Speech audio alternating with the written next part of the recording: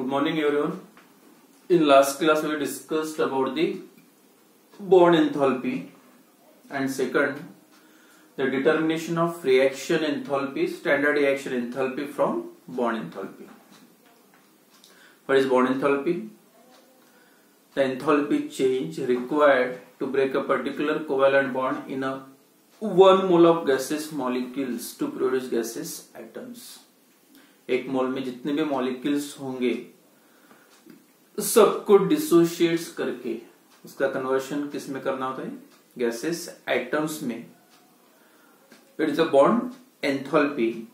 And second, how to determine the reaction enthalpy from bond enthalpy. अगर एक reaction दिया है,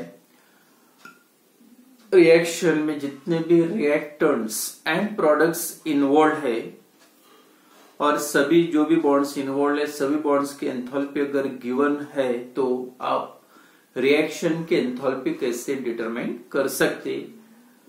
जैसे एक एग्जांपल लिया था उस दिन. Now CH4 plus Cl2 form CH3Cl plus HCl. अगर ये रिएक्शन है और ये रिएक्शन की standard enthalpy of this reaction अगर आपको डिटरमाइन करना है तो कैसे डिटरमाइन करोगे?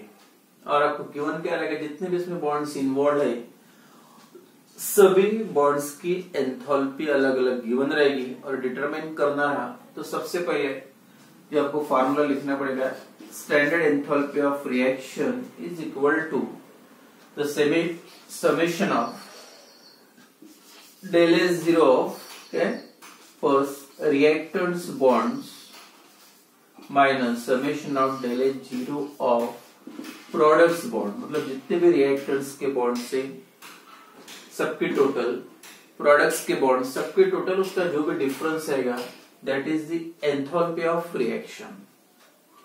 अब अगर हर ये रिएक्शन के लिए निकलना है तो हर यही रिएक्शन ऑफ एक्सपोर्टेड फॉर्म में लिख सकते हैं. जैसे मीथेन में कैसे अरेंजमेंट होता है 4 हाइड्रोजन का, structural formula CH4 plus second reactants कौन सा है? Cl2, Cl single bond Cl. Then products CH3Cl methyl chloride, C Cl bond और 3 हाइड्रोजन है H H H and second product by product Hc. अब क्या करोगे इसमें? कौन कौन से? First in methane contain 4 CH bond. Cl2 molecule contain 1 Cl bond. Methyl chloride 3 CH bond in that 1 CCl bond and HCl contain 1 HCl bond.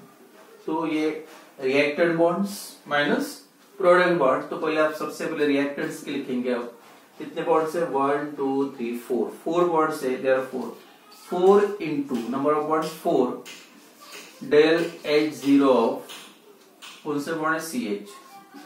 CH bond. Total in 1 mole of methane contain 4 moles of CH bond. तो 4 into 1 mole bond की enthalpy given रहेगी plus दूसरा reactant Cl del H0 of Cl bond. अब यहाँ पे एक ही bond है तो कोएफिशिएंट नहीं रहेगा. In 1 bracket minus in second products methyl chloride contain first 3 CH bond है और एक CCl बॉन्ड है. तो first 3 into del H0 of CH bond plus उसी मॉलिक्यूल में एक CCl बॉन्ड है del H0 of CCl bond और second molecule HCl plus standard bond enthalpy of HCl. और ये जो बॉन्ड्स है कितने टाइप से? CH bond, CL bond, CCl bond और HCl बॉन्ड. सबकी एंथैल्पी गिवन रहेगी. सीधा सीधा वैल्यू पुट करो. जैसे इसकी वैल्यू 4 है, 4 इंटू 4 16. एक ही बॉन्ड है, जो वैल्यू पुट करो इसमें ये ब्रैकेट सॉल्व करो, उसके बाद सेकंड ब्रैकेट और जो भी डिफरेंस आएगा that is the enthalpy of reaction, और ये जो अपने रिएक्शन की एंथैल्पी निकली है from the bond enthalpies of reactants and products, तो determination of reaction enthalpy from bond enthalpy, तो न्यूमेरिकल्स इंपॉर्टेंट है, यहां तक हुआ था लास्ट क्लास में। देन नेक्स्ट इंपॉर्टेंट टॉपिक है Hess law of constant heat summation. Same, this law is based on जो भी थर्मोडायनेमिक फंक्शंस थे हो गया था, either the state function or path function, any state function, but a state function whose values depends only on initial and final state of system, that is called as a state function, not depends on path followed by the system, यानी path पे depend नहीं, that only depends on state, तो state पे depend होता है initial and final, तो उसी के बेसिस पे ये फिर से यहाँ पे रिएक्शन की एंथैल्पी निकलना है, जो रिएक्शन होते भी नहीं है, reaction not takes place that directly, या whose value of del H cannot be determined by experimentally, जो रिएक्शंस होते हैं कुछ, जो रिएक्शन डायरेक्टली होते भी नहीं है, उस टाइप के रिएक्शन की वैल्यू डेल एच की वैल्यू ऑफ ये लॉ का यूज करके डिटरमाइन कर सकते, तो that totally depends on state function, या स्टेट ऑफ रिएक्शन मतलब initial state of reactants and final state of product. एक एग्जांपल लेते हैं, general reaction, suppose A directly gives B, direct reaction.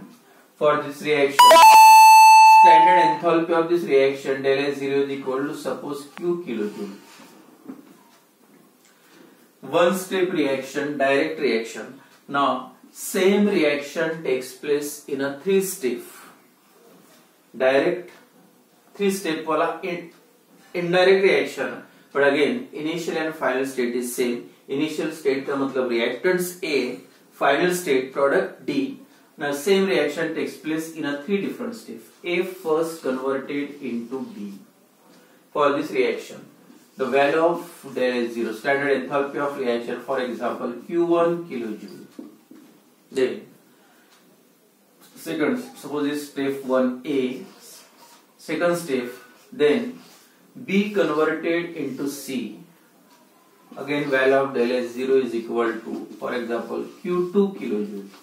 And third step, same reaction. A directly converted into D. Now same reaction takes place in a three different steps. First A converted into B, then B to C, and finally C converted into D. And for this reaction, value of del H0 Q3 kilojoule. देखो दोनों reaction का comparison करो, ए से start कर रहे और D पे and हो रहा, मतलब initial and final state is same. Second example, second reaction same है, but that takes place in a three different state. Again, initial state मतलब reactant A और final state products D. इसमें भी same है, initial और final state. You know very well that the value of del H या enthalpy change is the state function. It only depends on initial and final state and therefore not depends on path followed by the system. मतलब reaction path कौन सी use कर रहा उस पर depend नहीं है. अगर दोनों के लिए initial and final state same है तो दोनों की del H की वैल्यू भी सेम आएगी. अब कैलकुलेट डिटरमिन कैसे करते देखो, डायरेक्ट रिएक्शन, इनडायरेक्ट, ये तीनों रिएक्शन, तीनों स्टेप का अगर आप एडिशन करोगे क्या होगा, अपोजिट साइड में बी कैंसल्ड, यहाँ पे सी कैंसल्ड, अब क्या बचा है रिएक्टेंट साइड ए और प्रोडक्ट साइड, ये आ गया सेम रिएक्शन जो पहले स्टेप का डायरेक्ट का, और ये वही रिएक्शन तीन स्टेप का, तब भी अगर तीनों का आपने एडिशन किया तो वही ए डायरेक्टली गिव्स डी. अब जैसे यहाँ पे आपने तीन रिएक्शन ऐड किए, सेम इसकी भी वैल्यू ऐड कर दो, del H0 मतलब तीनों का addition Q1 plus Q2 plus Q3, और रिएक्शन कौन से, A डायरेक्टली गिव्स D मतलब Q, तो उसका मतलब है Q is equal to Q1 plus Q2 plus Q3, या del H0 is equal to मतलब इसका नाम होगा del H1 del H2 del H3 that is del H01 plus del H02 plus del H03. इसका मतलब क्या? Either reaction takes place directly in a one step or same reaction takes place in a several step. Enthalpy change is same. तो direct step का लो या different step का लो, enthalpy यानी इसकी जितनी वैल्यू आएगी सबकी टोटल सेम आना चाहिए. That is the enthalpy change in the chemical reaction is same whether the reaction takes place directly in a one step or in a several step. ये भी स्टेट में लिख सकते हैं, या वही अगर ग्राफिकली देखोगे A directly gives D. Now same reaction, first A converted into B, then B converted into C, and finally B converted into C, and finally C converted into D. अगर इसकी वैल्यू del H है या del H0, standard enthalpy of direct reaction से del H01, second step की del H02 और ये del H03, मतलब direct और वही स्टेप जा रहे same, initial to final. Direct जा रहे, indirectly in 3 step, A to B, B to C and finally C to D. तो del H0 is equal to direct value is equal to del H1 plus del H2 plus del H3. या अगर इसकी value 100 है direct step की, अगर इसकी 30 है, इसकी 40 है, तो इसकी